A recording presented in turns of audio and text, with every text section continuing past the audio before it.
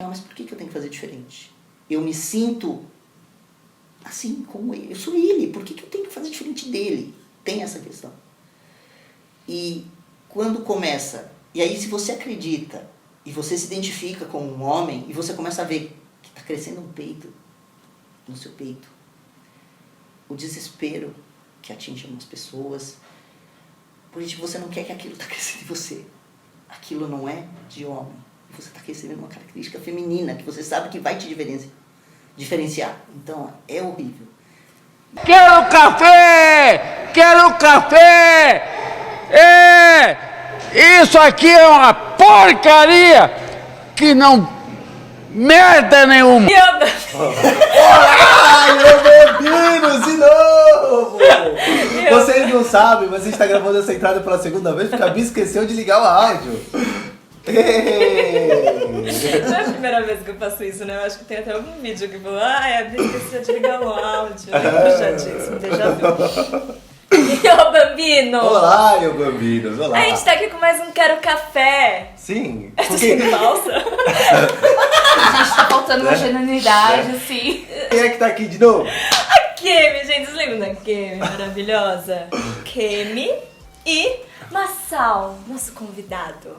Quem é você, Massal? Se apresente. Eu sou Massal, eu tenho 48 anos, eu sou homem trans e eu vim aqui para conversar, pra gente bater um papo sobre transmasculinidades, transgeneridades e falar sobre a vivência das pessoas trans.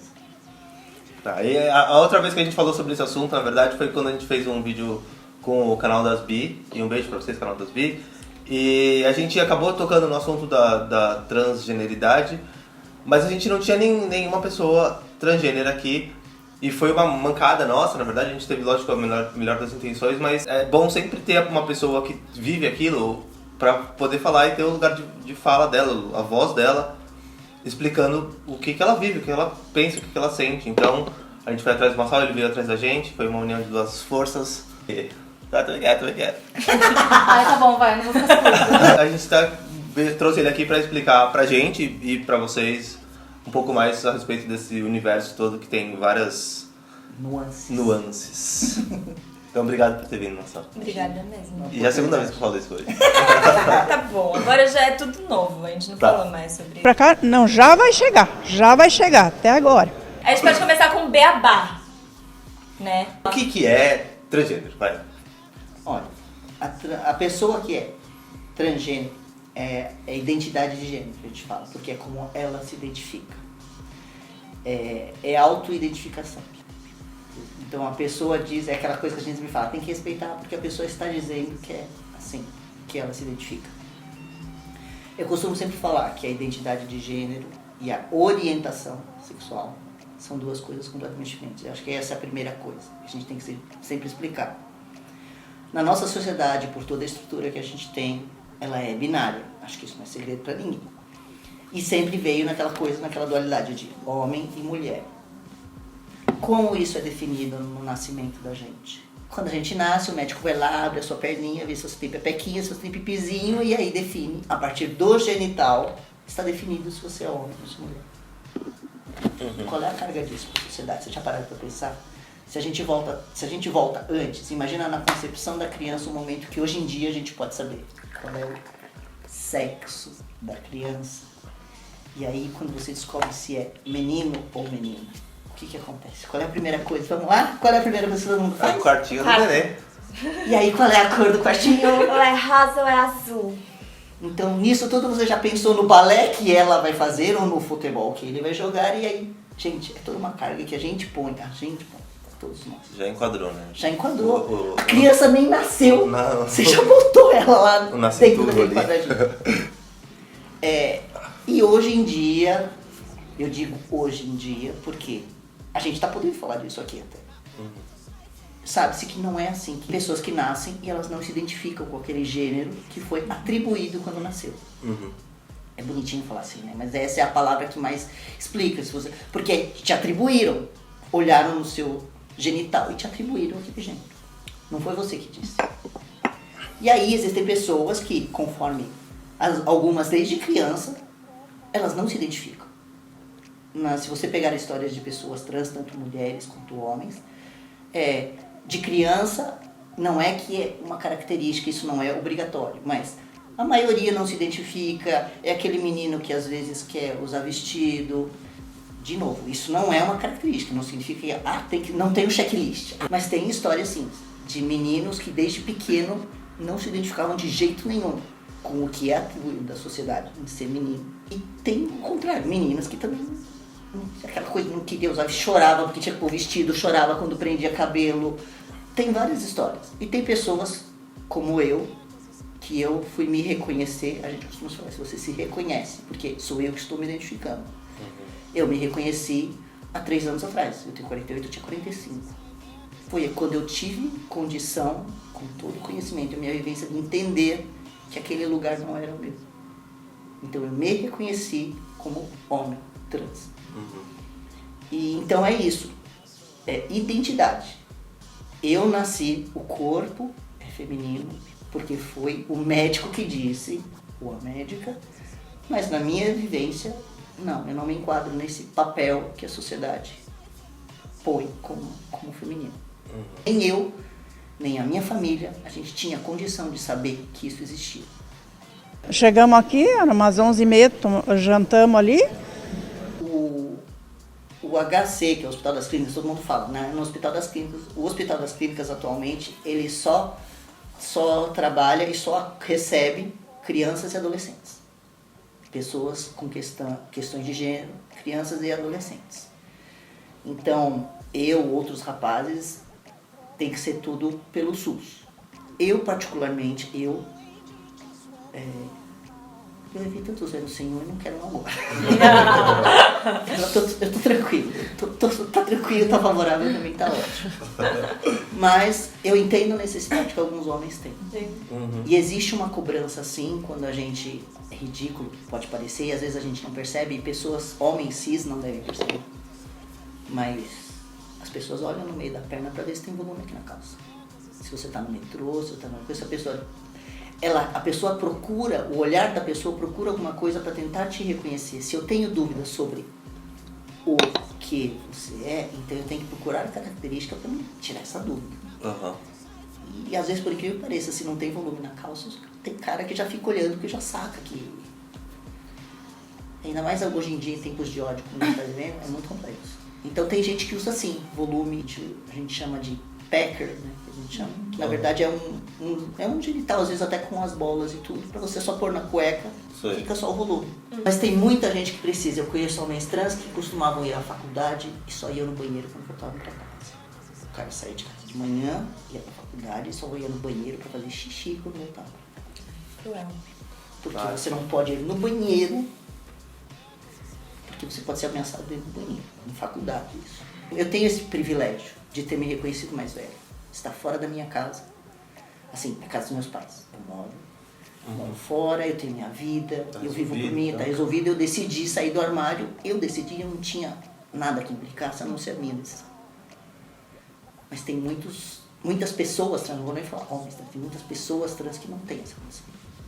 Ela mora com o pai, mora com a mãe, não tem como sair, não pode por N outro motivo. E aí algumas pessoas ficam no armário, mesmo, não querendo. Não é só a questão do gay que fica no armário, as pessoas trans também. E a pessoa acaba tendo que performar aquele gênero com o qual ela não se identifica. Ela vai trabalhar de sapatinho, salto, se for uma mulher, um homem trans, que na verdade então nasceu mulher, aí ela vai trabalhar, vou falar ela porque vai trabalhar com aquele, eu falo que é cisplay. Cisplay.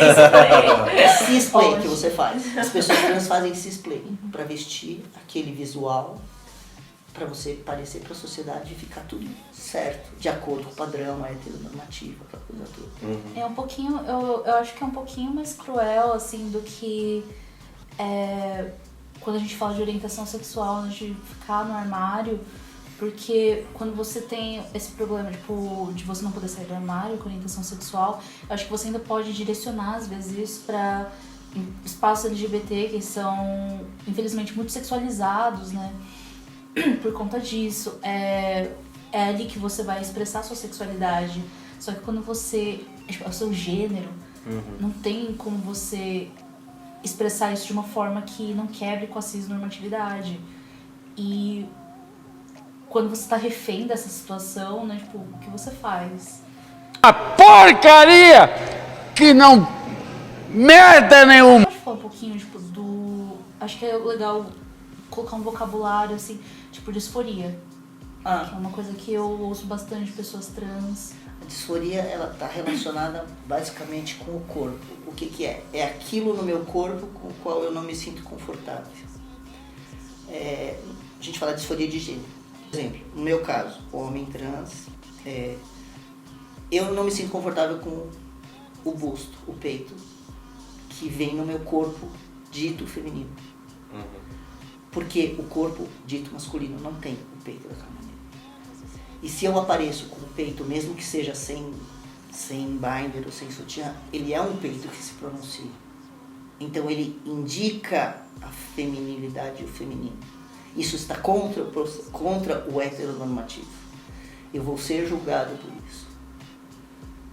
Existe todo um movimento que a gente sabe que vem até do feminismo, dessa coisa de você quebrar isso. Mas nós ainda não atingimos essa maturidade para a gente conseguir isso. Para de repente eu não me incomodar com o meu peito e não querer fazer a cirurgia ou não me importar. E existem pessoas que até conseguem, cara, eu admiro muito. Mas não dá. E aí cria uma situação, como tinha na novela, que teve aquela novela que a gente conversou sobre a novela. Teve a Ivana que virou Ivan. E eu falo virou também não é o termo certo, porque ninguém vira. Não é super-herói, que você tira a capa e pronto, né? Então teve uma cena que a Carol fez que ela esmurrou o peito dela, olhando no espelho, quebrou o espelho. Essa cena foi inspirada num trecho do livro do João Nery. Ele fez isso, ele descreveu que ele fez isso. Porque quando ele estava crescendo, ele viveu bem entre aspas. Quando você é criança, que não tem nada, menino e menina anda sem camisa e brinca tudo junto. E aí quando começa a vir aquela coisa, aí já vem aquela coisa, não, agora você não pode mais ficar sem camisa, não, agora você tem que se comportar, agora você tem que fechar a perna. Então começa toda aquela coisa, aquela carga social do machismo. E aí fica naquela, mas por que eu tenho que fazer diferente? Eu me sinto assim como ele, eu sou ele, por que eu tenho que fazer diferente dele? Tem essa questão. E quando começa, e aí se você acredita e você se identifica com um homem e você começa a ver que está crescendo um peito no seu peito, o desespero que atinge algumas pessoas, porque você não quer que aquilo está crescendo em você. Aquilo não é de homem. Você está crescendo uma característica feminina que você sabe que vai te diferenciar. Então é horrível. E aí você não quer aquilo em você, mas aquilo está em você. Isso é uma disforia. Eu não quero isso em mim, mas isso está aqui. O que eu vou fazer com isso? Eu não tenho como arrancar. Tá, eu posso fazer cirurgia, essas coisas que hoje em dia a gente tem até acesso. Sim, a gente pode, mas até lá, a gente estava conversando, a minha cirurgia vai sair agora. Eu comecei a minha transição há 3 anos atrás. E eu só esperei 3 anos. Tem gente que eu sei que ficou na fila mais de quase 10. E aí você conviver 10 anos com um negócio que está em você e você não tem como arrancar. Que às vezes a gente fala, o cara usa peruca, ele tira a peruca e acabou, né? O cara que se fantasia de mulher, ele tá de saco cheio daquilo, ele tira a peruca e acabou. Eu não tenho como arrancar meu peito fora. Não, e agora que você estava falando, eu estava até pensando assim, que para uma pessoa que nem eu, assim, cis, que nunca pensei sobre esse lance de ter uma parte do meu corpo que seja tão, assim, absurdamente, tipo, ofensiva pra minha autoimagem. Mas eu pensei, pô, imagina se amanhã eu acordasse com, tipo, peito. Meu, ia ser, tipo... Pânico. Não, então, ia ser uma coisa, tipo, caramba, o que tá acontecendo? Tipo, por que esse negócio tá aqui? E por que eu vou ter que conviver com isso que eu vou fazer? Tipo, fudeu. E eu acho tão cruel porque é uma coisa que, às vezes, as pessoas têm até que... Elas têm tanto desespero, né, em relação a isso, que elas colocam saúde em risco. E uma coisa que... eu já li bastante também, tipo, vários homens trans recomendando, falando, não use esparadrapo pra esconder os peitos, porque isso faz muito mal, tipo, comprar binder, sabe, fazer uma coisa mais segura, que o binder é aquele colete que... Ou faixa, pode ser uma faixa também. E tem mulheres trans que têm disforia congenital. Tipo, é a mesma coisa, entre aspas. Eu tenho o peito que fica pendurado, ela tem o pênis que fica pendurado. Isso aqui é Uma coisa que eu acho que é importante, assim, que as pessoas não entendem, e eu não entendia muito, até com questão de LGBT em geral, assim, é a questão de legal, assim, né? Quais são porque as pessoas falam assim, mas pra que a pessoa tem que casar? Mas pra que a pessoa tem que fazer uma cirurgia? Pra que a pessoa tem que mudar o nome? Porque ela, sabe, tipo... Mas existem várias questões legais, assim, pequenas, assim, do dia a dia, né? Que vão te atrapalhando, né? Que vão te deixando não ser uma pessoa igual a todos os outros, não ser um cidadão igual aos outros. A coisa mais... Quais são as coisas que você acha que são, assim, mais essenciais? A primeira questão do nome, que às vezes as pessoas falam, mas já é só um nome. É mesmo. Bota seu nome lá como Maria no seu documento e vai lá. Você vê o que acontece. Você chega lá, você, com essa sua cara de Kiko, mas está escrito Maria. Aí você entrega, mas quem é Maria? Não, sou eu. Mas é você? Sou eu. Mas não é sua namorada? Não, sou eu. É que eu sou transgênero. A gente está falando das pessoas que não estão preparadas e ninguém é obrigado a estar preparado, gente. A pessoa fica naquela sem graça de tentar, e se eu falar merda daqui pra frente, como é que fica, não sei o quê, e você já tá puto porque você já tá percebendo que a pessoa não sabe nada. Você fala, pronto, vai começar aquela merda toda de novo, de explicar, e você tenta explicar. Enfim, primeira coisa que bate é isso. Tem que provar que você é você mesmo. Isso. Gente, e é absurdo que a pessoa, tipo, ela acha que você... Sabe, alguém tenta enganar, levanta foto, sabe, de irmão, de irmã. Eu acho que todo mundo que quer cometer um crime, sabe, se passar por uma outra pessoa, eu já tentaria um pouquinho mais, sabe? Tem um pouco mais de cuidado, né, porra? Nossa, gente, tipo... Outra coisa que pode acontecer, você pega e põe o nome social no seu currículo. Ou você, aí você manda tudo, você manda seu currículo até com seu nome de registro, que seja. Um cargo que o gênero não necessariamente pese. Aí te chamam você pra entrevista. Aí eu chego lá, mas não era Maria? Não, mas sou eu, sou transgênero. Você já tem que falar, você já tem que sair do armário às vezes nesse momento. Uhum. E aí nisso já entra o preconceito. Que pode ser velado ou não, te entrevistam tudo e falam assim, a gente entra em contato. Pergunta para as pessoas trans quantas pessoas entram em contato. Mas não é, porque não tinha competência, não tinha as pessoas podem alegar o que quiser. Mas dificilmente uma pessoa trans consegue um emprego. Um bom emprego, que às vezes até é adequado, digamos assim, coerente com o conhecimento que ela tem, a faculdade, que algumas conseguem ter. Porque isso também, a pessoa chegar na faculdade, a pessoa conseguir.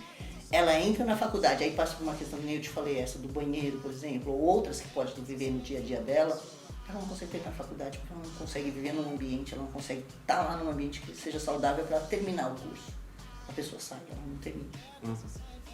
Então, é difícil a gente ter essas pessoas nesses locais. Hoje em dia tem mais. A gente tem visto, que a gente está comentando, nossa, mas eu vejo mais mulheres trans, aqui. Não é, que alguns homens trans às vezes não querem falar. Que estão nesse espaço. Então a gente vê mais mulheres mesmo. Mulher trans que está na faculdade de Direito, na faculdade de, sei lá, Biomedicina. Você vê mulheres ocupando lugares que... E a melhor coisa, a maioria delas é negra. Maravilhoso. Elas estão ocupando lugares que é basicamente cis e branco. E elas estão lá. Elas estão conseguindo chegar. E elas estão brigando com tudo isso o tempo inteiro porque elas sofrem discriminação. A mulher trans, o homem trans, a pessoa sofre. Se alguém descobre que a pessoa é trans, você não falou que a pessoa é trans, você pode ter certeza que alguém uma hora vai espalhar. Acontece até com pessoas trans que trabalham e teoricamente o seu chefe tem que ter a descrição e não tem. A pessoa trabalha, tipo, só o seu chefe sabe, mas ele vai lá e conta. De repente todo mundo sabe. De repente tá todo mundo sabendo. Mas então, além da questão, por exemplo, de preconceito, eu acho que tem algumas questões muito práticas mesmo, do dia a dia mesmo. Você estava comentando da questão, por exemplo, do plano de saúde. É verdade. O plano de saúde, no caso, quando você não tem o documento retificado, no meu caso eu não tenho, então o sexo, gênero, mas esse sexo é feminino. Então eu tenho acesso a todos os serviços ditos para a mulher, principalmente ginecologia, por questão do útero. Mas se mudar o gênero para o masculino, eu perco o acesso a essas coisas. Mas na prática, assim, você mudando Se mudar o meu gênero lá, o eu seu não tenho gênero acesso a ginecologista. no... Não, eu não posso mais marcar ginecologista. Você porque tem não- útero, mas não pode fazer. Não. E paga o negócio. Sim, é assim que funciona. Gente, plano de saúde, primeiro que acho que assim, depois do álcool em gel, é uma das piores invenções, sabe? Da humanidade. Isso é uma coisa que ninguém pensa. Fala assim, mas nossa, eu nunca pensei nisso. Pois é, mas agora tem que pensar, cara. Porque É incrível como ser trans, tipo, sabe permear todos os aspectos da sua vida. E assim, tipo, pessoas cis não pensam nisso, sabe? Tipo, é tudo tão estruturadinho ao redor desse gênero binário que, tipo... é o cis. Ai, Massal! Massal, cisplay foi legal. Pô, o sistema foi melhor, né? Escreve com C daqui pra frente, você vai ver. A gente Se você vai daqui escreve. pra frente é com C. A gente escreve com C. Desculpe! Mas, tipo, é incrível mesmo, assim, que a gente... Tipo, a gente tava falando, né? Tipo, tem todo esse sensacionalismo ao redor de... agora a criança vai processar os pais por qualquer coisa, sabe? Ah, sim, é que tem a questão Tipo, da só lei. que não. Aí você vê como tá tudo imbricadinho, sabe? Tudo. Essas questões, elas permeiam todos os aspectos da vida. E É o que a gente tá falando, desde nascer. Antes de você nascer já tá permeando. Essa é uma coisa que as pessoas, eu acho que seria legal se as pessoas pensassem daqui pra frente. Não é que é tirar o sonho da mãe ou do pai, não sei o quê. Gente, você não precisa projetar isso ainda na criança. O quanto é saudável você projetar isso na criança. Tem, e não é assim, não é que eu tô falando, criem seus filhos sem identidade de gênero nenhum. Não é isso, não tem o que falar. Cada um cria, sabe como cria. Mas seria legal pensar, e se um dia, de repente, seu filho não se identificar, como é que você vai lidar com essa situação? Ninguém nunca pensa. Não é? Você tá rogando praga. Não, cara, eu não gostaria que ninguém tivesse que passar pelo que eu tô passando. Ou pelo que eu passei, ou que outras pessoas passam. Se você conseguir ter um entendimento de repente, ter um acolhimento para essa criança, porque fora da sua casa ela já não vai ter. Aonde ela vai buscar? É melhor que seja dentro de casa, com os pais, com família, com quem puder acolher. Exatamente para não ter a criança que apanha, filho ou filha que é filha, principalmente mulher, homem, trans no caso, sofrer estupro corretivo, porque não é homem, então vai virar, vou te mostrar quando você é mulher, vou te violentar, porque aí você vai entender qual é o seu lugar. Eu tenho todas essas questões. E o cara ou a mulher trans que apanha porque tem que virar homem, que nasceu homem, já se viu, tira esse vestido, tira essa maquiagem. São todas coisas assim. Se a gente conseguir criar, mesmo, você vai vendo, cara, na boa, não sei. Eu vejo pela minha filhada, que eu falei, eu ajudo a criar, ela tá com 10 anos. Ela foi mostrando pra onde ela tava indo. Tudo bem, ela é óbvio, a criança segue modelo, segue. Mas ela tinha 3 modelos na casa, ela tem 3 modelos na casa dela. Tem a mãe, o pai e tem eu. São 3 pessoas diferentes. Uma mulher cis, um homem cis e um homem trans. Que pra ela, nesse ponto, não interfere nada. É 2 homens e uma mulher. E tem as professoras, ela tem vários exemplos. Ela pode seguir o que ela quiser. E ela foi construindo. No começo você vai vendo pra onde ela vai indo. Ok, tem todo o peso da sociedade, que sei lá, às vezes coloca, sei lá, a Barbie, por exemplo, é toda cor-de-rosa. Então, óbvio, ela gosta da Barbie, a tendência dela vai gostar da rosa, porque tem todo esse direcionamento. Mas você consegue ver na criança, cara. Ela direciona você, ela te mostra o que ela tá querendo. Entendeu? Tem coisas que você aponta, a minha filha fala, não quero esse. Mas, por exemplo, no McDonald's, que a gente tem um brinquedinho, a gente nunca direcionou ela pro... A gente pegava a folha lá que a moça dava e falava, qual você quer? Ela escolheu. E não importava. Então na cabeça dela, era o brinquedinho. Ela nunca soube até agora Que era de menino ou de que é de menino ou de menina. E várias vezes ela escolheu de menino. E falava, pô, de menino não é legal. Ela escolheu de menino. Mas é porque não é de menino e de menina. Exato. Sim, É tá. simples. Tem uma coisa que fala, uma moça, a facilitadora lá do curso de doulas fala. Se o brinquedo é direcionado ao gênero, ele não é de criança. Presta atenção nisso, gente. Se o brinquedo Pra brincar ou pra transar com o brinquedo? Tipo...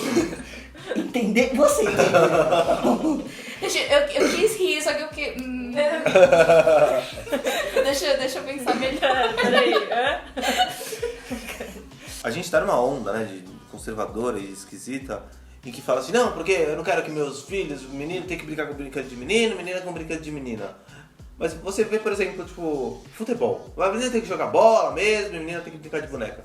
Cara, futebol nos Estados Unidos é um esporte de menina, sim. É muito mais praticado por mulheres do que por homens lá. Assim como, sei lá, como que nem é handball aqui no Brasil, que é muito mais praticado por mulheres do que por homens. E aqui é um esporte ultra masculino e nós temos uma seleção feminina que é maravilhosa, com uma jogadora que é a maior ganhadora de bola de ouro da história, e ninguém liga. Ninguém dá a mínima porque, não, dane-se, é de mulher mesmo, foda-se. Só liga quando o homem faz a cagada, então vai comparar. Então você faz o parâmetro. É machismo, a gente chama machismo. Então, assim, tipo, essa ideia de que existe uma atividade masculina, que é masculina, uma atividade que é feminina, tipo, cozinhar é coisa de mulher, jogar bola é coisa de homem. Cara, é uma coisa tão cretina. É tão cretina e, assim, não tem nenhum lastro na realidade, né? A realidade hoje A realidade ela é diversa, né? A gente tá vivendo momentos que a gente tá se dando conta do quão diversa ela é. Tanto que a gente tá saindo desse binarismo. É por isso que estão se entendendo, as pessoas estão se reconhecendo e existem várias nuances, como a gente tá falando antes das câmeras. A gente tá falando, tem várias nuances para você chegar. E eu tô falando a gente tá falando no binário porque é como a gente está conversando, é a questão do que a sociedade cobra, por que eu me sinto desconfortável ou não, como eu vou lidar com esse desconforto, eu quero a cirurgia, porque gente, a pessoa, e isso é uma coisa legal também de falar, eu me reconheci um homem trans, eu não sou obrigado a fazer todo o processo, eu posso não querer, eu vou ser menos homem por isso? Não. A mulher vai ser menos mulher trans porque ela não quer fazer? Não. Cada um sabe do seu... A gente fala, cada um sabe onde amarra seu burrinho, né? Então, mas tem... Até isso, gente, até dentro do segmento tem essa cobrança. A masculinidade, ela acaba sendo... O machismo, ele é tão tóxico que existe aquela coisa... A gente fala muito isso entre os homens trans. Qual é o homem que você quer ser? A gente fala, que tipo de macho você quer ser, cara? Presta atenção no que você está fazendo. Ainda mais se você vem da vivência feminina, no meu entendimento, ainda mais eu, que eu vivi 45 anos. Você sabe qual que é? Eu sei qual é o lance, eu sei qual é toda a opressão. Eu desconstruí toda essa parte, eu entendi todo o feminismo. Não tem mínimo cabimento agora, que eu me reconheci homem. A última coisa que eu quero é me tornar o opressor. Entendeu? Fazer essa... Eu me policio muito. É uma coisa muito difícil. Eu digo, por um lado, e com muitas ressalvas, que é maravilhoso, por um lado.